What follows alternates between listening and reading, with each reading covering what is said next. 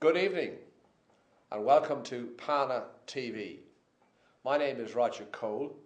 I'm the chair of the Peace and Neutrality Alliance, and Pana TV is being recorded in the new theatre in Temple Bar. Now, I want to give you some idea of what Pana is about and why we're here in the first place. The Peace and Neutrality Alliance was established in 1996. The idea was to create a broad-based alliance in Ireland of organisations committed to the idea that Ireland should have its own independent foreign policy, and that the core of that policy would be a commitment to positive neutrality. Our idea was to try and build an alliance because it was our assessment way back in 1996 that it was the intention of the ruling political parties to destroy Irish neutrality and integrate this state into the US, EU, NATO military industrial structures. We have campaigned very actively for many years. We played a key role in helping to organise a major demonstration against the war in Iraq in February 2003.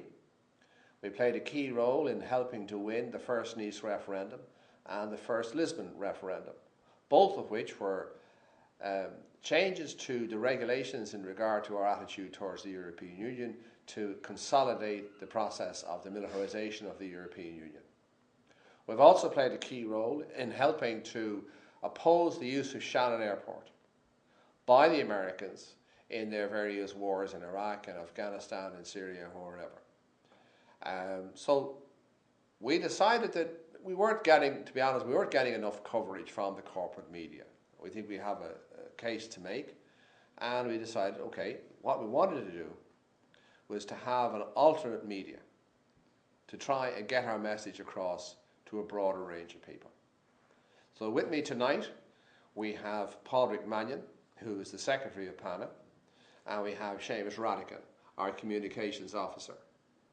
We'll also have you doing an interview with Kate Hudson, who is the General Secretary of British CND. So I'm first going to talk to Padraig about the kind of history of where we're coming from, why we're here, what are we doing, right? What is, if you like, the historical origins of why an organisation like PANA came into existence in the first place.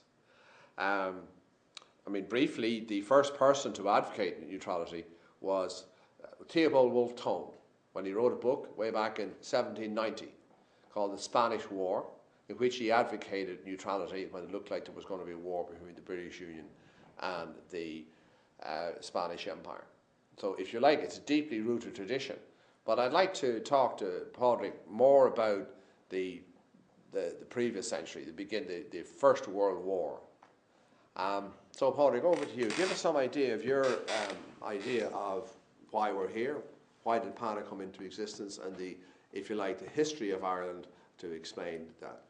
Well, I think the Irish people and Ireland has, unfortunately, both a history of being inadvertently brought into wars between empires which are not of any basic concern of us and not of our making, with very, very severe consequences for individuals, for families and for communities.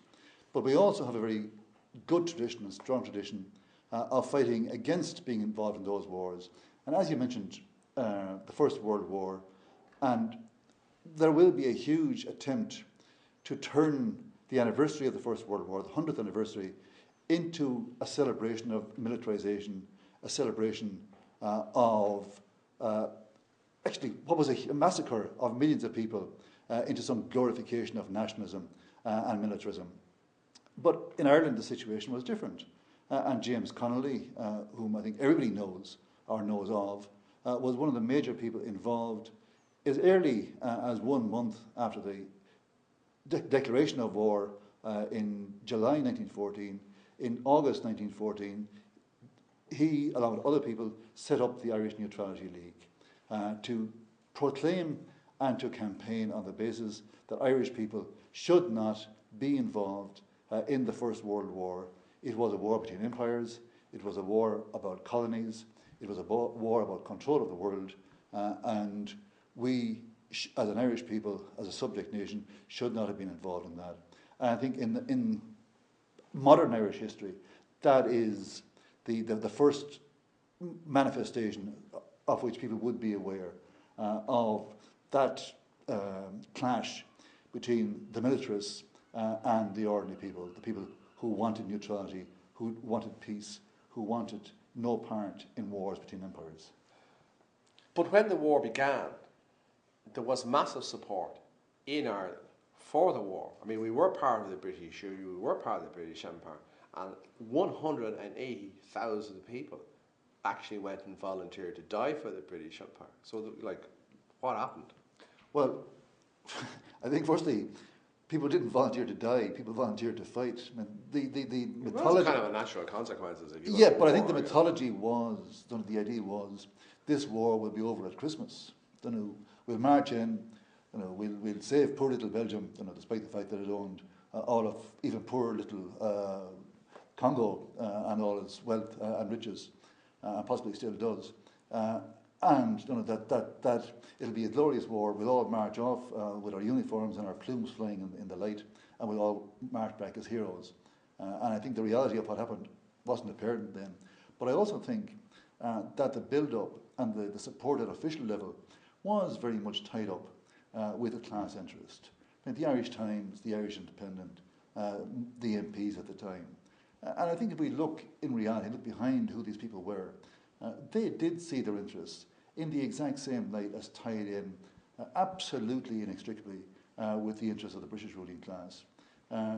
They had, without possibly exception, been the same people who the previous year had opposed tooth and nail the fight of Irish trade unionists to have basic recognition for their rights to organise as epitomised in the class divide of the 1913 lockout. And so there was very much that process. And there was also the process that in the previous number of years, possibly going back as far as the previous decade, of the demonisation of Germany, and suddenly the turning of Germany from being seen internationally as a city, an area of culture, to the demon Hun.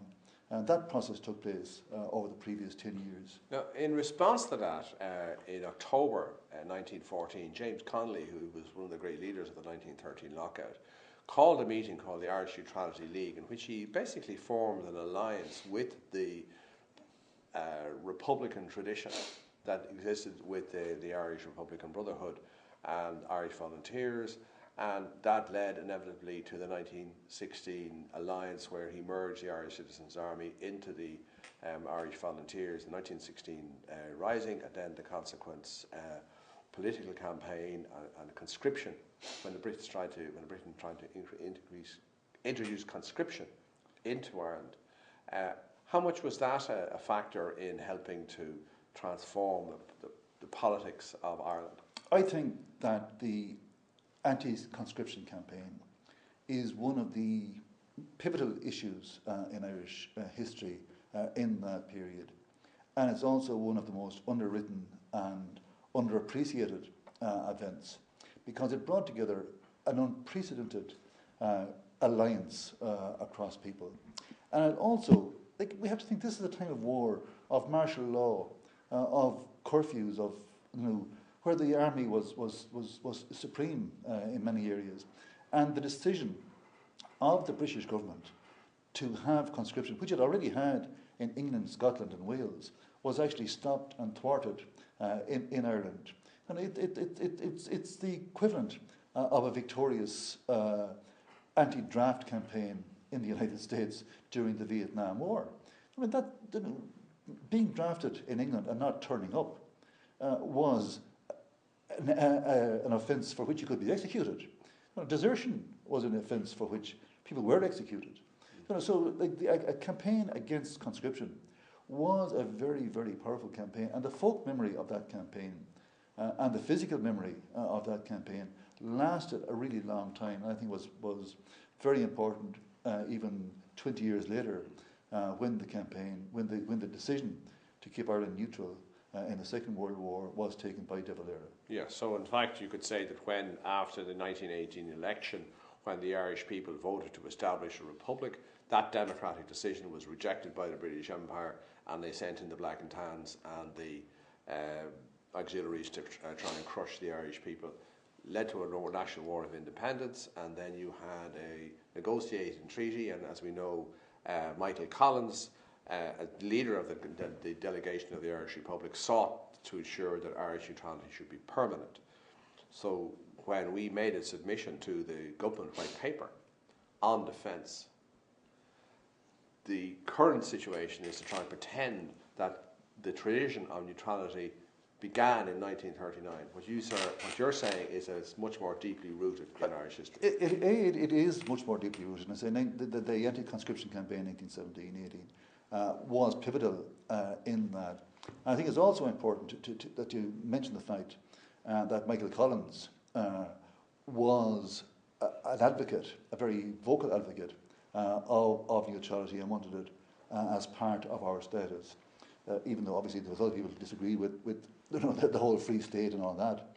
But because people who claim to be the political descendants, the inheritors of Michael Collins' mantle, in, for example, Fine Gael and that, very much have discarded that and have very much taken on the role of Redmond and the whole Irish Parliamentary Party, the whole idea of collaborating with international militarism and wanting Ireland to be involved in wars that are not of our making, of no interest to us, and have discarded his tradition and his view that the role of a small nation is neutrality. And I think it's important that we realise that there is a broad tradition. It's not a sort of a sectarian tradition of neutrality, that the concept of neutrality spanned the political divide from Connolly on one side to Michael Collins on the other side, and a huge number of people in between. Otherwise, it wouldn't have been a successful campaign. Yeah. And it wasn't sort of just part of his view of the War of Independence.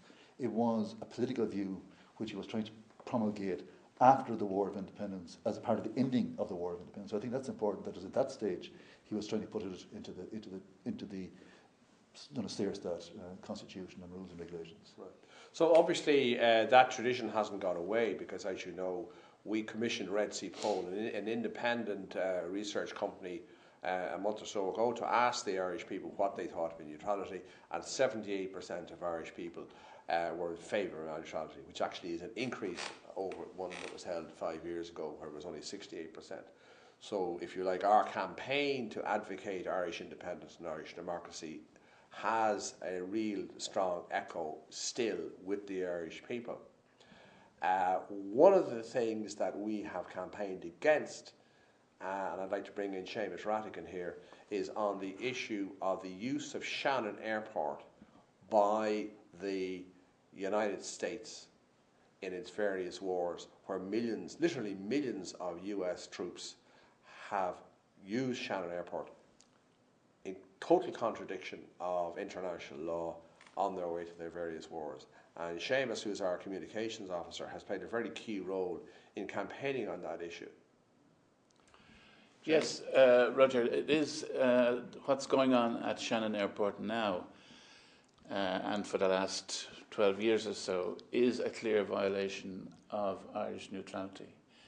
If there is such a thing as Irish neutrality, because the government seems to contradict itself on various occasions as whether we are neutral or not, or is it official neutrality or military neutrality, in order to confuse things.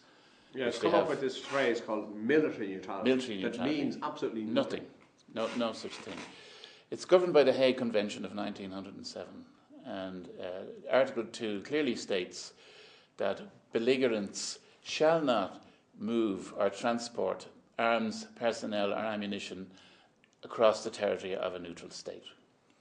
Now that is the clear legal position in international law, and what's happening at Shannon Airport is in violation of that. The United States military uses Shannon Airport as its almost as if its own military base. Large numbers of troops and aircraft have come through there, principally since the illegal invasion of Afghanistan in 2001, and then another increase in activity following the illegal invasion of Iraq in 2003.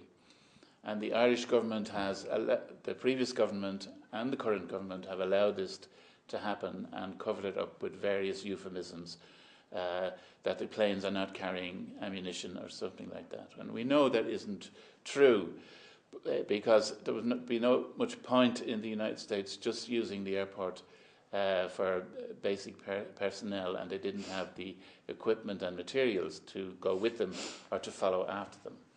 So the level of activity there is way beyond basic needs for the US military to land an aircraft there. And we have, Pana and our colleagues in Shannon Watch at Shannon Airport have conducted a monthly vigil at the outside gate of the airport since that time to highlight the issue to the Irish people, and particularly to the local people there as well, because the city of Limerick is not too far away, a fairly large population centre, over 100,000 people. Now, one of the points is Shannon Airport is a really small airport with very limited facilities, a civil airport, and it has no real provisions for a major emergency, which could occur if one of these aircraft crashed or faltered or whatever, carrying things like ammunition for armoured vehicles, which contains depleted uranium. Can I just ask you one question there, Seamus? Like, we helped to organise a major demonstration against the war in Iraq in February 2003. Well over 100,000 people turned up. In fact, you could say that on per head basis, more people turned up on that march than any other country, the whole of Europe.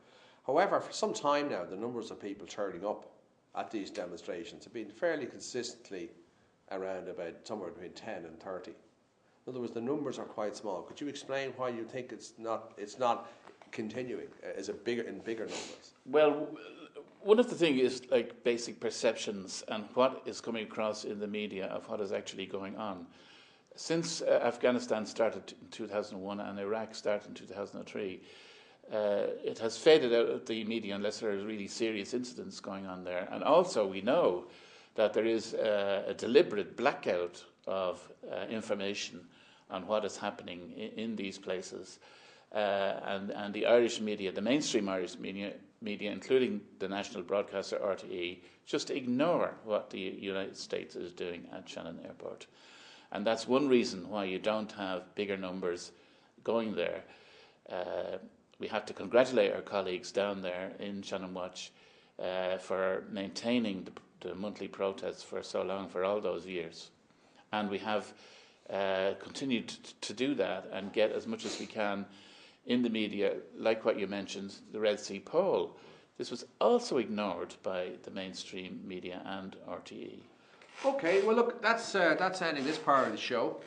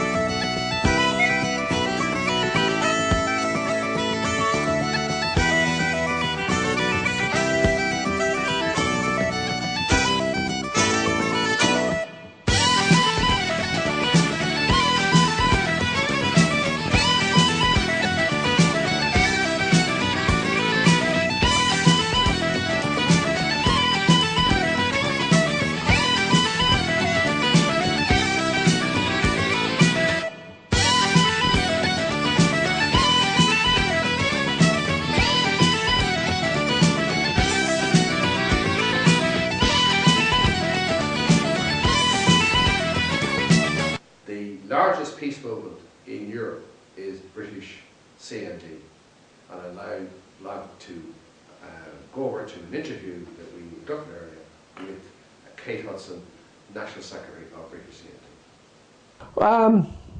Good evening, Kate Hudson, General Secretary of British CND. Welcome to the first edition of the Peace and Neutrality TV show, or Pana TV. Thank you very very much, Roger. It's a pleasure to talk to you as always. The main purpose of this talk is to get some idea of the role that British C&D sees for itself and what role it is in the global and particularly the European context. Now, British C&D was founded in 1958. That's right, yes. Now, what's your opinion of that long tradition? It must be one of the oldest peace movements in the world. Well, it's certainly one of the oldest anti-nuclear movements, Roger. We're quite positive about our history and our heritage. We were one of the first, you might describe it as social movements in Britain. We gave rise to many of the subsequent organisations like Greenpeace and Friends of the Earth and different types of campaigning organisations. We have a very strong radical tradition. But I suppose we're also, as well as being proud, disappointed that we haven't yet met our goals, which of course is British nuclear disarmament and the global abolition of nuclear weapons. So we're still working away at those goals, but we actually feel this year very positive about the developments that are taking place in British political life and across the civil society spectrum as well, because we see increasing numbers of people turning against nuclear weapons. Only today, in the media, we've heard from the Tory chair of the Defence Select Committee in the House of Commons. He used to be a Tory defence minister, and he actually said that he's rethinking his position on Trident. So that's Britain's nuclear weapons, which are coming up for renewal in a couple of years' time. And he said they're not an insurance policy. They're potential disaster waiting to happen. So even someone in that kind of position in the Conservative Party now changing his assessment of Trident. And that's happening across the board. And we're working very hard at the civil society level as well as in political levels to try and ensure that in 2 years' time, when there's a vote in Parliament about whether or not to replace Trident nuclear weapons, the vote will be no. One of the first books I read was Corridors of Power by C.P. Snow, which is focused actually on a Tory minister who was not in favour of nuclear weapons. You recently had a vote in the British Parliament. I think the first time, to my recollection, not my recollection, but my reading, since 1782, where a British Prime Minister's desire to go to war was rejected. How important was C&D in that process? Pretty important, actually, Roger. You're talking about the vote against going to war on Syria, which took place at the end of August. As you'll be aware, our government has been pretty trigger happy over the last decade or so with the famous Bush-Blair wars, but even after Blair, we've continued with an orientation towards military intervention. This summer came up the issue of should we intervene militarily in Syria, and there was a close but nevertheless clear and resounding no to military intervention. And of course we all know that that went on to have an impact on the US Congress and of course then the Russia-US deal and Syria joining the the Chemical Weapons Convention and so on. So we know the impact of that has been pretty seismic. But the general assessment here in Britain, and not just from the peace and anti-war movement, is that the anti-war, pro-peace campaigning of the last decade or so by organisations like C&D and Stop the War and others, that is part of the process which brought about that change of heart. A massive popular opposition to those wars finally impacting on our elected representatives. It's not before time, but it's happened and it's exceptionally significant, and we are proud of our role in that process. One of the realities, of course, is that the Peace Neutrality Alliance is a small peace movement in a small country. In terms of, say, helping to build a broader-based European movement, organisations like British C&D are clearly much bigger. Do you see yourself playing a role in helping to rebuild a European peace movement? We've always seen ourselves as an international participant. We have many partners across the globe. Very often, of course, they're in specifically anti-nuclear campaigning with partners from Japan and India and other parts of the world. But we see that as exceptionally important because problems of nuclear weapons, problems of war and militarism, those cannot be solved on a purely national basis. And many of us are confronting the same kinds of problems. And over the past decade in particular, we've had strong alliances with partner organizations in France, like the Mouvement de la Paix, in Germany, and across all parts of Europe and internationally in the United States, and of course yourselves in Pana in Ireland.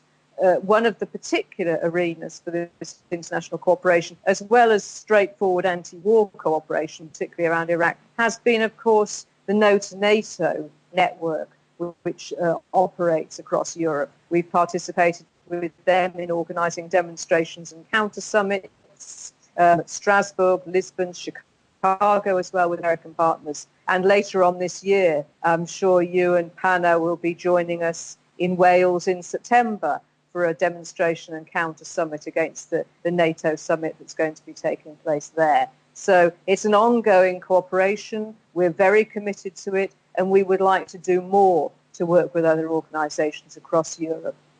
Yeah, one of the things about it, we have decided as Pana to spend the first 6 months of this coming year, or up to May anyway, to campaign against or seek to make the issue of the militarisation of the European Union an issue in the European elections, because as you know, NATO describes the European Union as a strategic military partner in its goals, and much of our campaign is that we are opposed to the process of the militarisation of the European Union.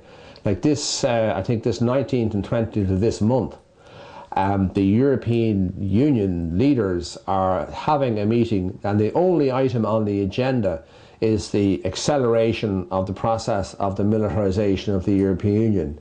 I know you have to focus on NATO and your other things, but how aware would you say the British, not just British C&D, but the British peace movement in general is aware? Not very aware at all would be my answer. You're quite right that we focus on campaigning against the militarisation of our own society and economy. That's obviously Britain is one, I think, supposed to be the fourth largest and so on globally. So we've got a big focus against that. And also, of course, a big anti-NATO focus, because specifically our nuclear weapons are tied into the NATO framework. We have missile defence bases here in Britain and so on. So I think up until now, we've tended to focus very much on those two elements, on our critique of our relationship with the United States, for example. So I would say, yes, Europe is not really impinging on our agenda yet. Well, hopefully that's something that Pana can play a role in, because as you know, we fought a national war of independence against the previous union, the British Empire, the British Union. And one of the consequences of that is that we have a constitution that means that every time power is transferred away from the Irish people, there has to be a referendum. And part of that is we know probably more about the militarisation of Europe than any peace movement in Europe. So I'm certainly looking forward to seeing you in Newport, if not before. So thank you very much for taking part in the first Pana interview, Pana TV interview. Thanks, Roger. Looking forward to working with you closely in the year ahead. Well, I hope you enjoyed the show. It's the first, hopefully, of a number of shows by Pana TV. What we're hoping to do is to have programmes with each of the affiliated organisations. Now, there's 34 different affiliated groups, anything from the Irish Missionary Union to Pax Christi to the Workers' Party to Unite to Sinn Féin. So we have a lot of work to do, and it'll be an interesting shows and give you a perspective on what these organisations are about and why they're affiliated to Pana.